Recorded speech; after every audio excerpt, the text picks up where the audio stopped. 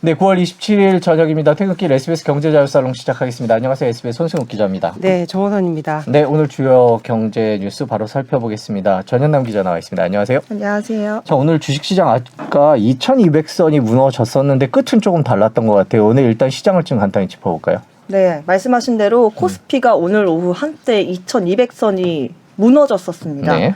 이렇게 2200선 아래로 내려간 게 2년 2개월 만에 처음 있는 일이라고 하거든요. 그런데 다행히 장 막판에 오르면서 0.13% 오른 채로 장이 마감했습니다. 네, 코스닥도 살펴보면 어제는 폭락했던 것과 다르게 네. 오늘은 0.83% 소폭 상승했고요. 특징주 그냥 그 개별주 살펴보면 대우조선해양이 어제 하나 인수 소식이 전해지면서 한 13% 넘게 상승 마감을 했었는데 네. 오늘은 하루 만에 17%가량 하락 마감했습니다. 아무래도 이 유상증자 우려가 확산된 영향이 있지 않나 이렇게 생각이 되고요. 네.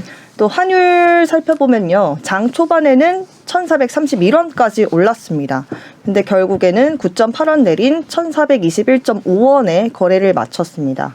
그래서 어제 하루만 22원 정도 오르면서 1,430원까지 돌파하면서 초강세를 보였다가 오늘은 그래도 조금 숨고르기에 들어간 것으로 보입니다. 숨고르기요? 네. 네. 어젯밤 미국장 상황 봐서는 오늘도 우리가 좀 불안하지 않을까 했는데 그래도 이렇게 반등한 것은 뭐 그냥 저가 매수세가 유입됐다 뭐 이렇게 봐야 될까요? 어떻게 보세요? 네, 그렇게 볼 필요가 있을 것 같습니다.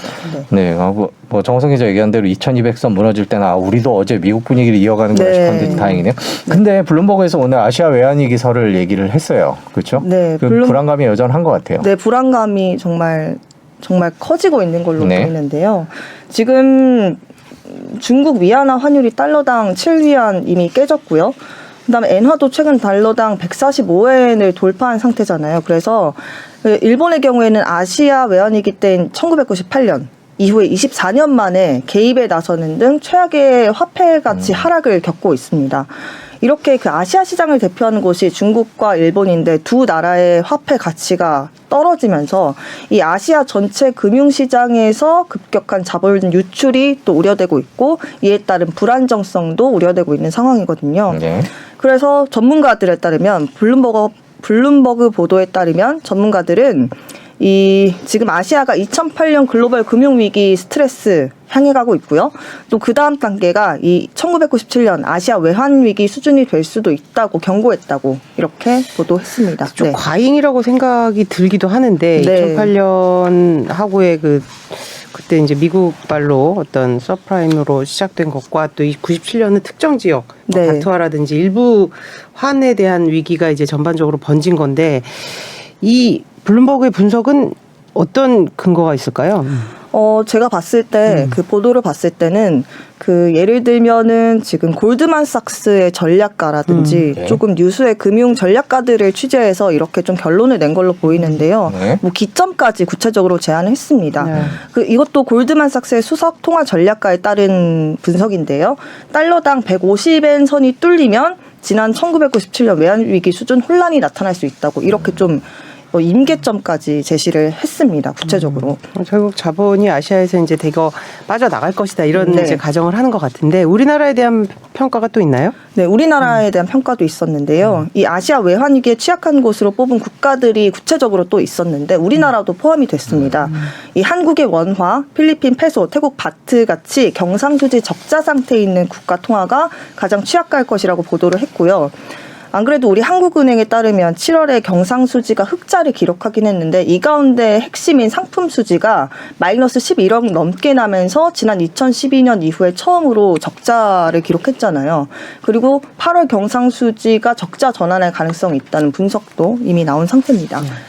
저는 기사 읽으면서 약간은 조금 과잉이라는 생각이 들었던 네. 게 물론 뭐 이런 분석도 가능하겠지만 사실 우리나라가 이제 이 경상수지 흑자 폭은 뭐 이제 그다지 아직까지는 그렇게 크지 않고 물론 이게 이제 전 세계적인 그 불황이기 때문에 수요가 둔화되면서 나타나는 현상이라서 네. 조금 블룸버그가 조금 물론 뭐 이제 어떤 워닝을 주기 위한 거겠지만 네. 그런 생각도 좀 들었습니다. 읽으면서. 근데 하여튼 참고는 할 만한 분석이라고 근데 이제 생각합니다. IMF 때도 외환위기에 대해서 아무도 예상을 못했기 때문에 이런 위기설에 대해서 한 번쯤 이렇게 다시 생각해 볼 필요는 있지 않나라는 생각도 동시에 들기는 합니다. 네. 저는 개인적으로 눈여겨볼 필요는 있는데 뭐 IMF까지는 안 가더라도 외환위기까지는 안 가더라도 그쪽으로 가는 중간 단계까지 갈 수 있어서 좀 지켜볼 필요가 아무래도 있지 않나. 위기감이 좀 커지면서 이런 보도도 나온 것 같습니다. 네, 자 이제 국내 소식을 좀 알아보죠. 네. 자영업자 대출 만기 이자 상환 유예 연장 이게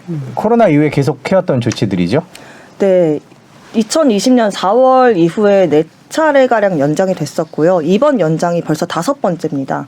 그래서 오늘 발표한 조치인데 대출 만기가 최대 3년 연장되고요. 이자 상환 유예는 최대 1년까지 받을 수 있습니다. 그래서 이번 만기 연장이 필요한 차주들은 3년 뒤인 2025년 9월까지 6개월이나 1년 단위로 금융사와 자율 협약을 통해서 연장할 수 있고요. 그런데 다만 한꺼번에 3년을 바로 연장하는 것은 불가능합니다. 또 상환 유예할 때는 뭐 지금부터 1년 유예할 수 있습니다. 이런 게 아니라 일괄적으로 내년 9월까지 유예를 하고요. 만약에 지금 내년 6월이 상환 유예 기간이라고 한다 치면 3개월만 더 유예를 할 수 있다는 거죠. 다만 연체가 있거나 폐업 이런 부실이 발생했을 경우에는 지원 대상이 아닙니다. 아, 연체가 있으면 지원 대상에서 제외되는 거예요? 네. 그러면 지난 네 차례 이렇게 했던 거하고 좀 이번에 다른 건가요? 아니면 비슷한 걸로 한 번 더 해주는 건가요? 네, 이번에는 조금 다릅니다. 그간은 6개월씩 일괄적으로 연장을 해줬다면 네. 이번에는 만기 연장이 최대 3년이고 상환 유예는 내년 9월까지로 기간이 다르고요. 또 상환 유예하는 차주가 원리금 상환 계획을 의무적으로 제출을 해야 됩니다. 지금까지는 자율적으로 계획을 세우고 제출하고 그랬었는데요. 이거를 의무화해서 조금 연착륙을 시키겠다는 금융당국의 의지로 보입니다. 지금 이 지원을 받고 있는 사람이 얼마나 돼요? 전 금융권 통틀어서 집계하면 네. 362조 4천억 원 대출에 만기 연장과 상환 유예 조치를 해왔고요. 현재로만 따져보면 현재도 57만 명의 141조 원 대출에 대해서 금융 지원이 이뤄지고 있습니다. 네, 이만큼 좀 규모가 되게 많잖아요. 네. 그래서 이 가계빚 얘기할 때 우리나라는 가계보다 이 자영업자 대출이 더 심각하다, 부실 우려가 크다. 물론 그렇기 때문에 이번에 이제 금융 당국에서 이렇게 이제 또 이제 더 유예를 해준 것 같은데. 네. 그래서 또 나오는 게 물론 뭐 이제 한계 차주들이 이제 위기에 봉착하는 것들을 막고자 하겠지만 또 계속 이렇게 부실을 연장하는 그런 효과가 있지 않을까라는 우려도 있어요. 그런 부분은 어때요? 실제로 그런 부실 우려 때문에 지난 3월에 4번째 연장을 결정할 때만 해도 이번 9월에는 정말 지원 중단할 것이다. 금융당국에서 이렇게 판단을 했었습니다. 그리고 지난 7월에 김주현 금융위원장이 또 연장을 한 번 더 하게 되면 정말 큰 문제가 될 수 있다고까지 브리핑에서 발언을 했었거든요. 네, 그런데도 지금 한 번 더 연장을 결정한 건 그만큼 경기가 안 좋다는 뜻일 겁니다. 지금 고금리, 고물가, 고환율 3고 위기잖아요. 근데 여기에서 영업도 회복이 안 되는 상황에서 141조 원에 달하는 규모의 금융 지원을 중단을 해버리면 그만큼 금융 시스템이 흔들릴 정도라고 판단을 한 것 같습니다. 그렇죠. 사실 이제 코로나는 끝나서 영업이 정상화됐으면 했는데 이제 고물가 고금리 때문에 자영업자의 어려움은 계속 된다는 그런 판단인 것 같아요. 그렇죠. 네. 그래서 이제 이 부분이 부실이 되면 우리나라 금융의 부실로 이제 이전될 수 있다라는 우려인데 금융권은 괜찮대요. 반발은 없어요. 금융권은 아까도 말씀드렸다시피 금융당국에서 4번째 연장까지만 하고 앞으로는 없다라고 했었는데 다시 연장을 해버리니까 좀 이런 오락가락 정책에 좀 혼란을 겪고 있는 것 같습니다. 금융권은 아무래도 그럴 것 같고요. 현재 미국 금리 인상 강하게 이어지고 있고 또 금융권 대출 부실이 확대되고 있는 상황에다 여기에다가 상환 능력이 없는 부실 차주에 대해서 연장을 해주면 고스란히 이런 리스크를 안고 가야 된다는 부담, 우려가 금융권에서는 여전히 나오고 있고요. 또 다른 대출자가 이 부분을 감당해야 되기 때문에 다른 대출자와의 형평성 문제도 좀 불거질 수도 있을 것 같습니다. 네. 또 이번 연장이 아까도 말씀드렸다시피 6개월, 1년 이렇게 금융사가 자율적으로 연장 여부를 결정하게 되는 거예요. 지난 4차례까지는 일괄적으로 6개월씩 연장을 했다면 그래서 이 부분에 대해서도 금융사들의 부담이 좀 있지 않을까 이렇게 생각이 됩니다. 네. 사실 아까 이제 연체하는데도 안 된다 그러니까 연체가 어려운 사람들이 할 텐데 또 그쪽은 또 연장은 안 되고 그러면 또 부실우려를 생각하면 연장을 해주면 안 될 것 같고 일단 고민이네요. 그렇죠. 이제 금융권도 여러 방안을 세울 텐데 그러면 이번 달에 사실 이제 원래는 종료를 네, 앞두고 맞아요. 이제 세웠었잖아요. 그런 네. 것들은 어떤 게 있어요? 원래 사실 아까도 말씀드렸다시피 4번째까지만 하고 네. 종료할 거다 이렇게 못을 박았었던 상황이기 때문에 이제 이 종료 이후의 대책들을 금융당국이 많이 강구를 해왔습니다. 예를 들면은 대표적으로 다음 달 4일부터 시행되는 새출발 기금이 네. 있습니다. 이 새출발 기금 간단하게 설명드리면 저금리 대출로 갈아타게 해주고 또 석 달 이상 장기 연체를 했을 경우에 원금의 최대 90%까지 감면해주는 정책으로 이 정책 발표됐을 때 모랄 해저드, 도덕적 해이 논란까지 나오기도 했었거든요. 그런데 금융당국이 이번에 말을 뒤집으면서 다시 재연장 카드를 썼잖아요. 그래서 이 새출발기금 어렵게 마련한 이 새출발기금 정책에 대한 실효성 문제까지 좀 불거지는 듯 해 보입니다. 왜냐하면 만기 연장이랑 상환 유예 조치가 연장되면 굳이 새출발기금을 통해서 채무 조정을 할 필요가 없어지기 때문인데요. 정부는 또 말을 바꿔서 이 연장 조치가 이어져도 상환 능력을 회복하기 어려우면 새출발 지원을 받게 되므로 상호 보완적인 성격이다. 이렇게 말을 좀 바꿨습니다.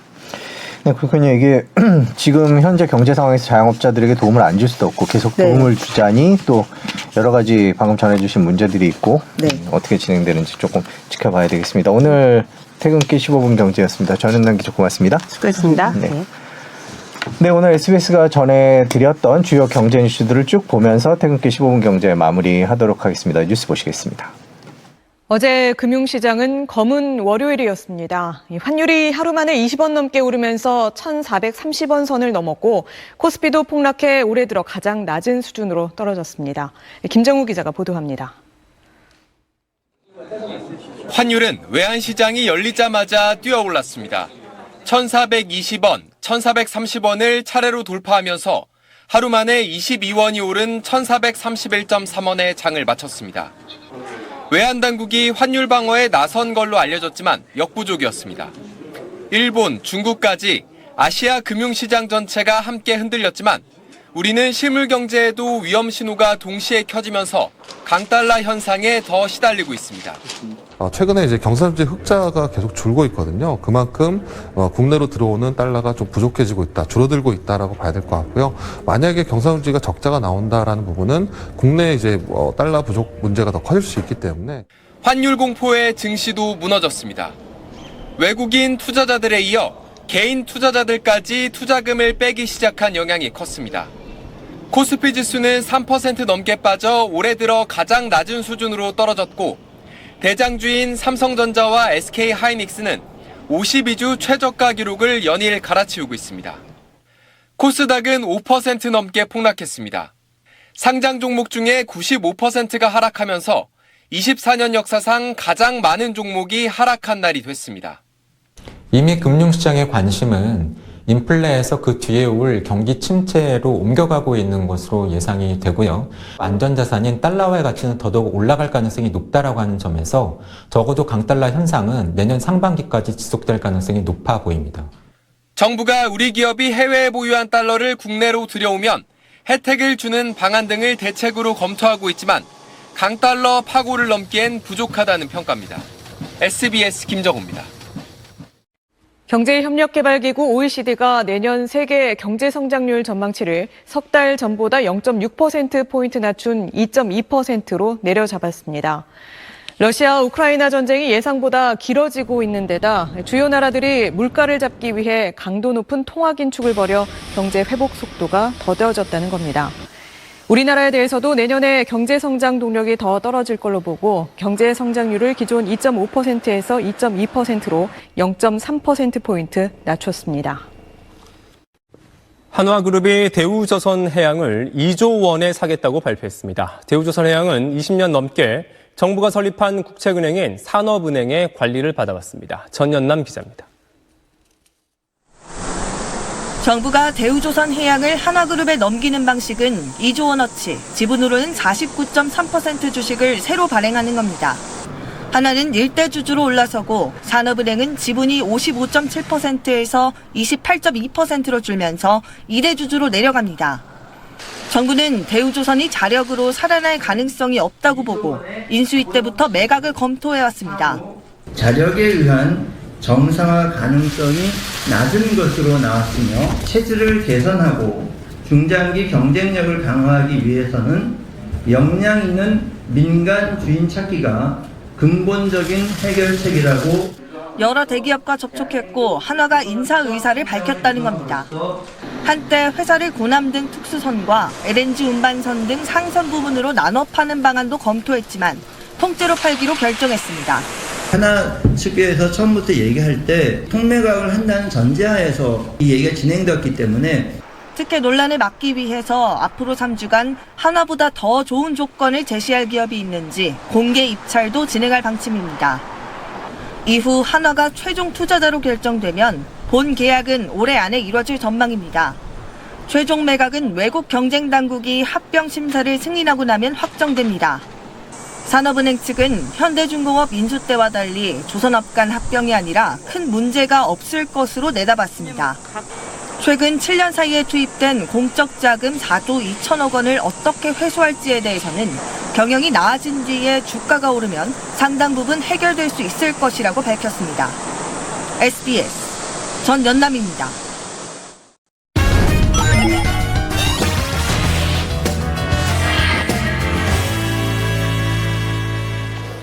친절한 경제 시간입니다. 한지원 기자 나와 있습니다. 안녕하세요. 안녕하세요. 삼양식품이 과자 가격을 올린다고요? 네, 이제는 아이들에게 줄 간식도 줄여야 할 판입니다. 원재료값 인상으로 과자 업체들이 줄줄이 가격을 인상하고 있는데요. 삼양식품도 이 다음 달부터 과자 가격을 15.3% 올리기로 했습니다. 삼양식품에서 나오는 과자가 사또밥, 짱구, 뽀빠이 이런 건데요. 현재 1,300원인 가격이 200원 비싸져서 1,500원이 됩니다. 우리온도 9년 만에 가격을 올리죠. 삼양과 같은 이 다음 달부터 16개 제품 가격을 평균 15.8% 올리기로 했는데요. 이렇게 되면 12개 들어있는 초코파이 한 박스가 4,800원에서 5,400원으로 오르고요. 꼬북칩이나 포카칩도 1,500원에서 1,700원으로 뜁니다. 앞서 이 농심도 지난 15일부터 새우깡과 이 꿀꽈배기 등 23개 제품의 출고가를 평균 5.7% 올렸습니다. 이 삼양식품이 라면도 생산하잖아요. 근데 라면값을 당장 안 올린다고요? 네, 이 라면 업체에서 과자 생산하는 경우가 많은데요. 보통 이 가격 인상할 때 농심처럼 같이 올리는 경우가 많거든요. 하지만 삼양은 라면값만은 당분간 그대로 가져가기로 했습니다. 지금 이 밀가루값, 팜유값, 라면에 쓰이는 재료가 다 올랐잖아요. 이 농심부터 팔도, 오뚜기까지 다른 라면 회사들은 더 이상 못 버틴다며 다 줄인상을 하고 있는데요. 많게는 11% 이상 올렸습니다. 하지만 이 삼양만 가격 인상에 나서지 않고 있는 모습인데요. 이런 여유에는 다 이유가 있었습니다. 삼양의 이 효자 상품인 불닭볶음면 같은 게 해외에서 잘 팔리잖아요. 삼양 라면 매출 중에서 수출이 70%를 차지합니다. 근데 요즘 워낙 원달러 환율 많이 올라서 수출에 따른 환차익이 발생하는 상황이기 때문에 아직은 국내 가격 인상을 서두르지 않아도 되는 겁니다.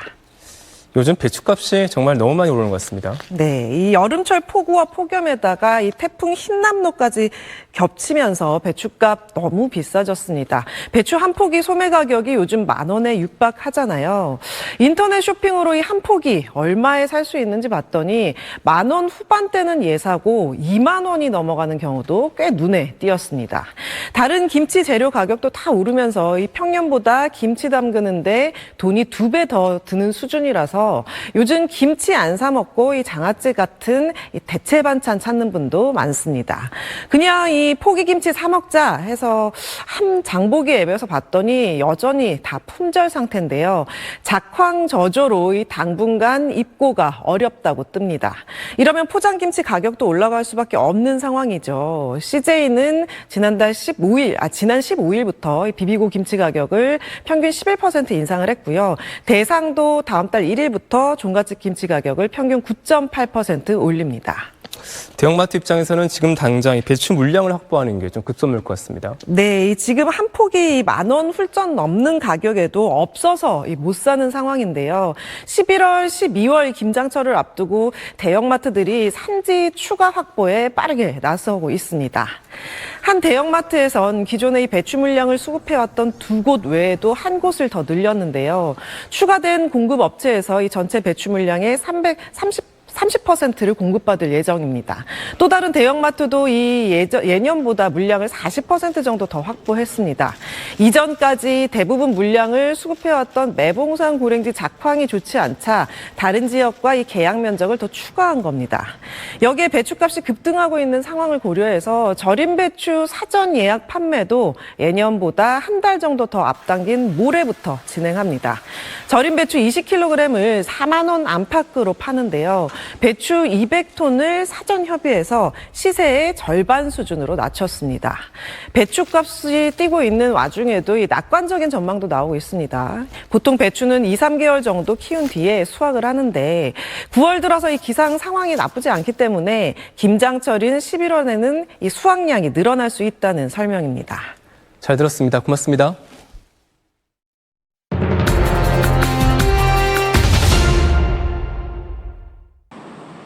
공정거래위원회가 인앱 결제 수수료를 과다 징수했다는 의혹이 제기된 애플코리아 본사를 조사했습니다. 공정위 시장감시국은 어제 서울 강남구 애플코리아에 조사관을 보내 현장 조사를 벌였습니다.